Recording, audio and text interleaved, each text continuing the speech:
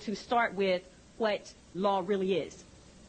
Most of us think that we go into a courtroom and understand the difference between a court and a courtroom, that the people who purport to use law really use words of art to make you believe, in fact, that law is on the table when you walk into a courthouse or a courtroom, when in fact that's not true.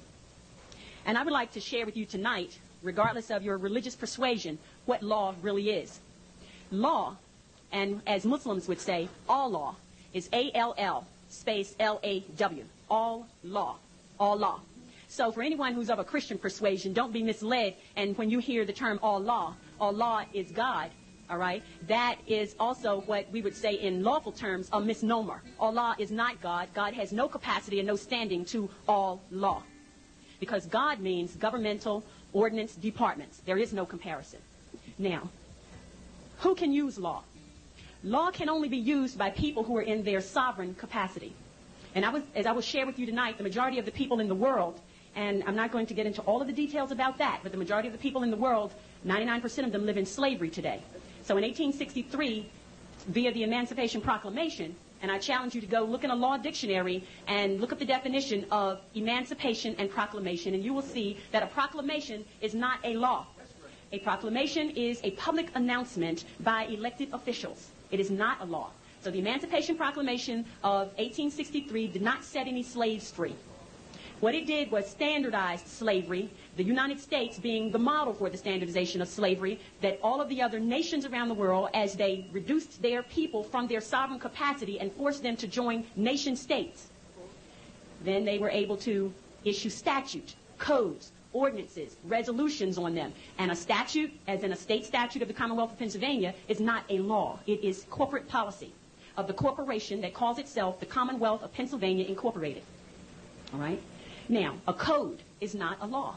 The United States codes, the code of the laws of the United States of America that are used in federal court and the Supreme Court, are not law. They are what they say they are. They are codes, ordinances, and resolutions of a municipality of the City of Philadelphia, which is a private, non-profit corporation that calls itself the City of Philadelphia.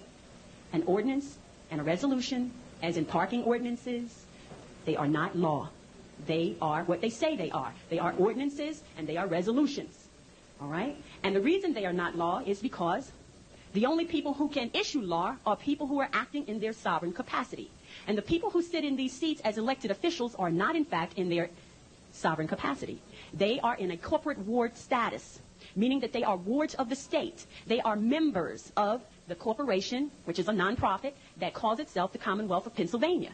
And as long as they have a birth certificate on record with the Commonwealth of Pennsylvania, with that birth certificate being a contract, a birth certificate is a contract. And as long as you have a contract with the Commonwealth of Pennsylvania Incorporated, you belong to them, and that's what slavery really is. All right? So who can use law? If you are a member of a corporate ward state, if you are a member of a corporate ward nation that calls itself the United States of America, you are a citizen. Look in the law dictionary and look up the definition of citizen. A citizen is not a sovereign. A resident is not a sovereign. Therefore, if you use an address, which is a fictitious number associated with a designation issued by a corporate ward, right, then you become under the jurisdiction of those people who are also corporate wards, but who are also slaveholders. All right? So if you are operating in that capacity, law does not apply to you. If you are a resident of the City of Philadelphia, which is a private, non-profit corporation, and you say you are a resident of the City of Philadelphia, then the ordinances and the resolutions of that private, non-profit corporation apply to you. If you are a citizen of the Commonwealth of Pennsylvania Incorporated, which is a private, non-profit corporation, then the statutes of that non-profit corporation apply to you. If you are a citizen of the United States of America, which is a private, non-profit corporation, then the code of the laws, right, apply to you. But if you are a sovereign of the Moorish Empire, those ordinances, those resolutions, those codes, those statutes do not apply to you because you are not a member of the corporate ward state. It's as simple as that. And they understand the difference. This is why on their documents, they use words of art. They use the word label. They use the word person. They use the word address. All of these things that place you in their jurisdiction, and you unknowingly fill out forms every day. And every time you fill out a form, you enter into a contract. I don't care what kind of form it is. It's a contract. A driver's license application is a contract. A Social Security application is a contract. When you call up the telephone company and you make a verbal contract over the telephone, this is why they can bill you. When you sign a deed, it is a contract. When you fill out a voter registration form, it is a contract. Does everybody understand that? Don't ever think anything that you put your signature on becomes a contract. All right?